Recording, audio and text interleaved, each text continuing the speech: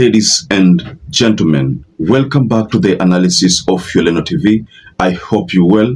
From wherever you're watching this channel, there's an article on the People's Daily that Chadema seeks UN ICC probe into Tanzania election protest deaths. Remember, there is a debate here about the number of people who died in Tanzania during the protest. The numbers as communicated by Chadema, but there are those numbers which have been communicated by CCM. The numbers are differing, but that is going to come up later during investigations. But for those of you who've been stumbling upon information, we are told that the number is so big of the people who were killed. Remember, when the demonstrations were taking place, there was internet shutdown. When the demonstrations were taking place, there was a lot of police deployment in the streets, but then also we saw military on the streets.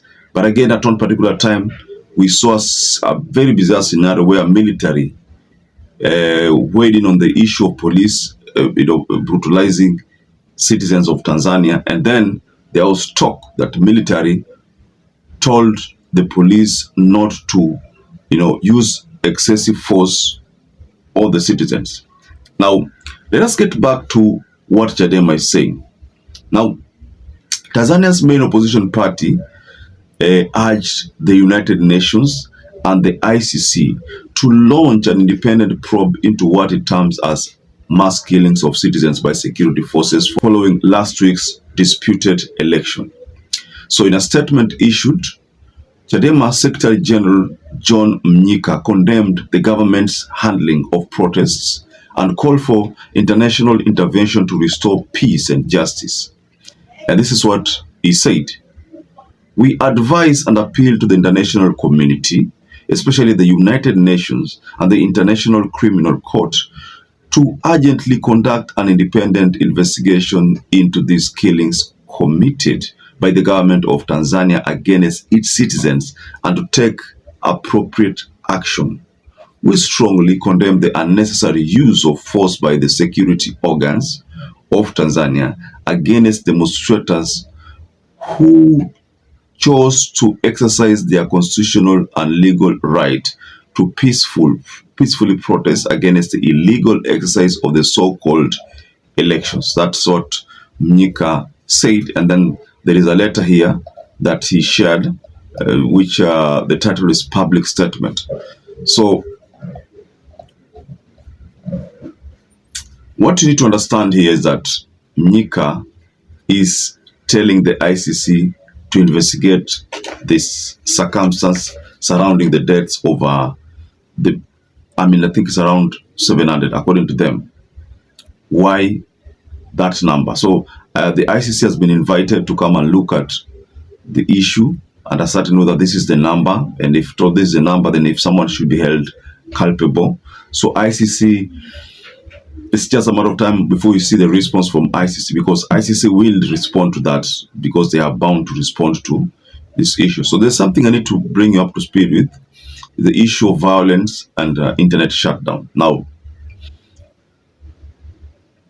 Chadema, we all know that it was barred from participating after refusing to sign an electoral code of conduct and dismissed the result as fabricated. Of course, many of you are still wondering how could the INEC, the body that is mandated with the elections in Tanzania, how could INEC, count all the 32 million votes in 2 days, 2 to 3 days? It's something that is still people are wondering, because in Kenya, 14 to 15 million votes, it took them almost a week. 14. Then 32 million votes, people count in 2 days. That is not something that is still people are wondering. But you need to understand that there was internet shutdown. And we also already did an analysis on the fact on this issue of internet shutdown, that most likely hackers were the main reason why internet had to be shut down. Because the Tanzanian authority knew very well that there were people in Kenya and somewhere all over the world, there are people who would have interfered with the systems of Tanzania. They were waiting for this opportune time to interfere with the issues. No. So I think that could explain why internet had to be shut down. Now there's a statement here that still on these claims by Chadema. They are saying that following the existence of pictures and videos showing dead bodies scattered on the streets and reports that some hospitals were overwhelmed by corpses, a situation indicating that mass killings are taking place in Tanzania under the oppressive regime of the president and her party. Now, again, Chadema says something here. The results have no basis in reality, as the truth is that no genuine election took place in Tanzania. Okay, that's just a position that is coming from Chadema. Again, and then Mnyika says, we call upon the government to immediately restore internet services to facilitate citizens' communication and enable the provision of other social services more easily. Okay.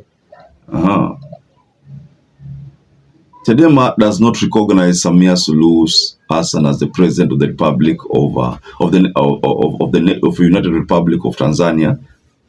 That's a position which Chadema has, but of course, based on the statement from the INEC boss, we were told that once SAMIA has been given a certificate, nothing can be done. Nothing, absolutely nothing can be done. Polls cannot be repeated. The courts cannot take up the matter. There is absolutely nothing. That was a position that was made very clear. But I think the reason why Chadema wants all these electoral laws to be reviewed is because they don't want a situation whereby when the electoral board says you are the winner, it's final. They don't want that kind of situation. They want a situation whereby numbers can be contested. You know, if at all this was Kenya, this vote would have been nullified. I mean, there are all bases why if it was a situation of Kenya, Upper Kenya, based on the electoral laws we have, tungesema kwamba hapana, why did you shut down that internet? So how was the communication done? How would, you know, so many questions would have come up na that election, if at all the Supreme Court ingekuwa inafanya kazi vizuri vile tuna expect, hayo ingekuwa nullified. No doubt, ladies and gentlemen. But Tanzania has maintained hakuna petition. You cannot file any petition against the president, Samia Suluhu, right now as it stands. So Suluhu is going to be the president for the next 5 years, whether Chadema likes it or not. That is the unfortunate situation that is facing Chadema. So, of course, Chadema wants a repeat in the polls, but that can't happen. It's not possible for that to be organized. It's not possible. The INEC body will not. Unfortunately, that is a situation that is going to happen. They will not conduct that. So, ladies and gentlemen, just go below in the comment section and tell us what you think about this latest explosive revelations. Ladies and gentlemen, perhaps if you're watching this video and you've not subscribed, take 1 second and subscribe, like this video. Until we catch up again, stay safe and stay blessed.